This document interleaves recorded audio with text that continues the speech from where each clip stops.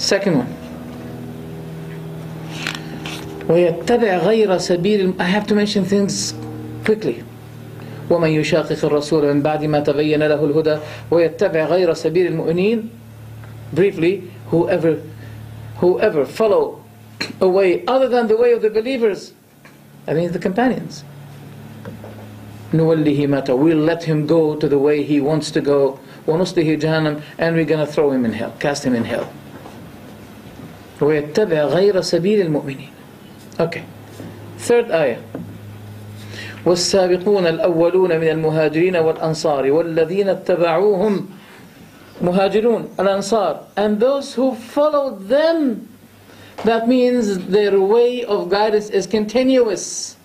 He's talking about those who follow them in the future, who follow the way of as-sabiqun and al-muhajirun and ansar. How can the book of Al-Kafi claims to me that all of the people after the Prophet's death became apostated except 3?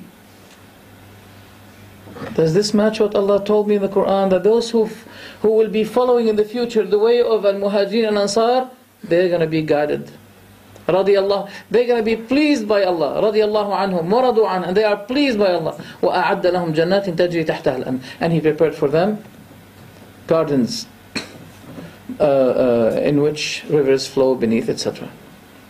3 important verses about the companions of the Prophet. It's very troublesome. Could we have the like references for those? References. The last verse in Surah At-Tawbah. Okay, I'll bring it to you. The number in Surah At-Tawbah. The other one before. فَإِنْ آمَنُوا بِمَا أَنْتُمْ بِهِ آمَنْتُمْ بِهِ فَقَدِ اهْتَدَوْا. Surah Al-Baqarah. Do you want the numbers? Yes, please. That will be shackling me. You can make your homework afterwards, brother. Surah At-Tawbah, verse 100. Whatever. You can find out, because it's going to be taking, because I have limited time and I have to give something like 200 pages in 2 hours. How can I do that? Okay. To give you a summary about, for example, how this cult is very dangerous, I'll give you a small glimpse. Khomeini said in his book, you're not allowed to be a minister or to give any loyalty to any non-Muslim state. Even if they threatened you of death, that you may be killed, don't accept to work with them. Except for one reason. If working with them will be beneficial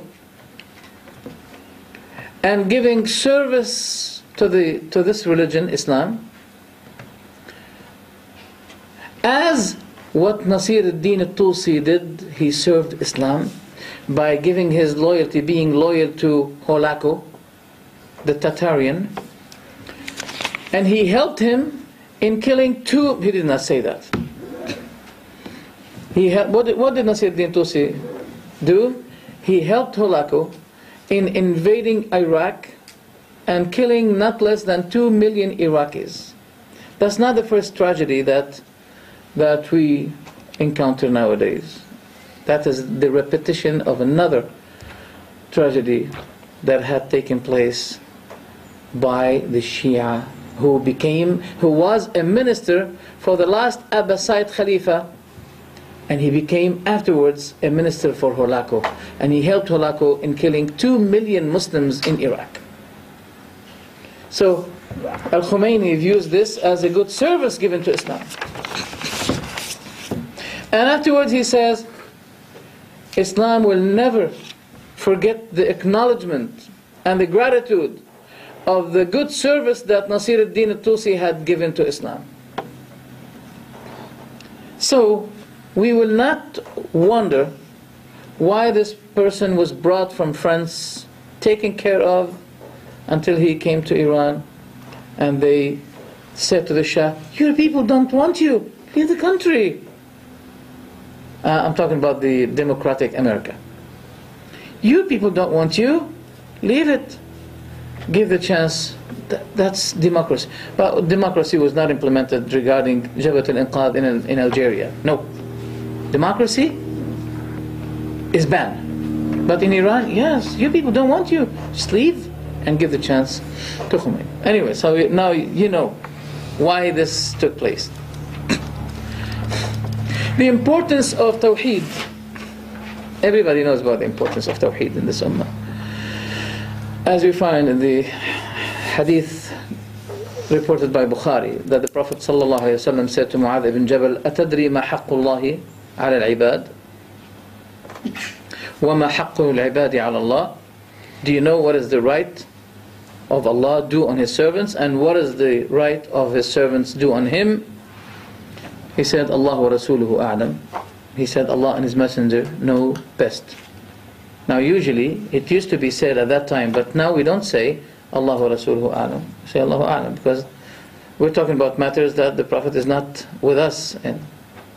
So, he said, the right of Allah over His servants, do on His servants, that they worship Him, associating none with Him. And the right of the servants on Allah is that He does not punish that He does not punish those who do not associate others with Him. This is the right. Tawheed is the right of Allah. So that's very important. But coming to the doctrine of the Shia, we find that they oppose Tawheed. Such as, it was mentioned in the book Bihar al-Anwar that if you have any difficulty, you say, لا نجاة ولا مفزع إلا أنتم يا أعين الله الناظرة. There is no salvation. There is no way of safety except through you. Who? Ahlul Bayt, family of the Prophet. When we have any disaster, any problem, there is no one to run to except you, Ahlul Bayt. You are the watching eyes of Allah. You are the watching eyes of Allah. That's in Bihar al-Anwar, volume 94, page 37. So they are the watching eyes of Allah.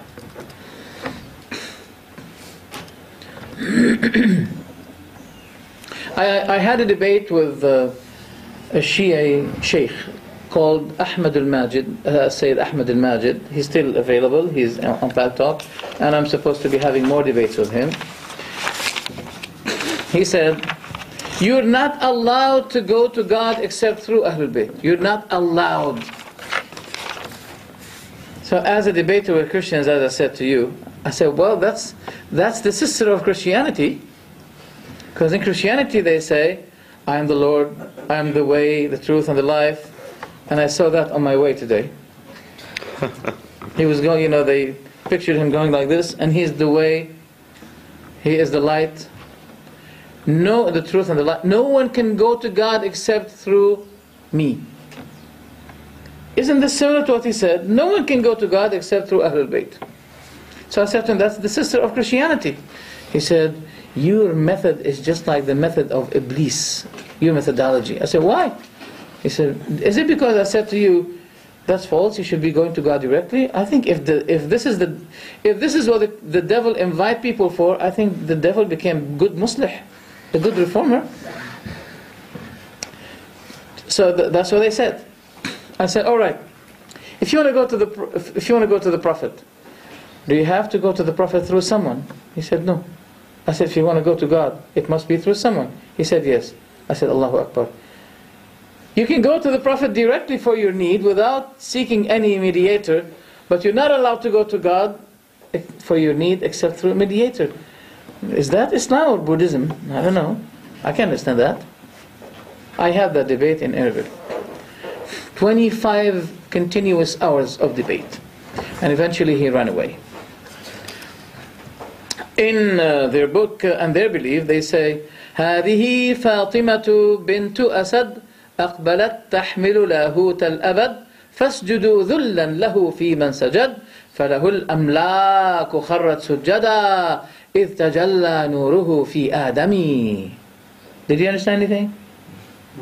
This is Fatima, the daughter of Asad.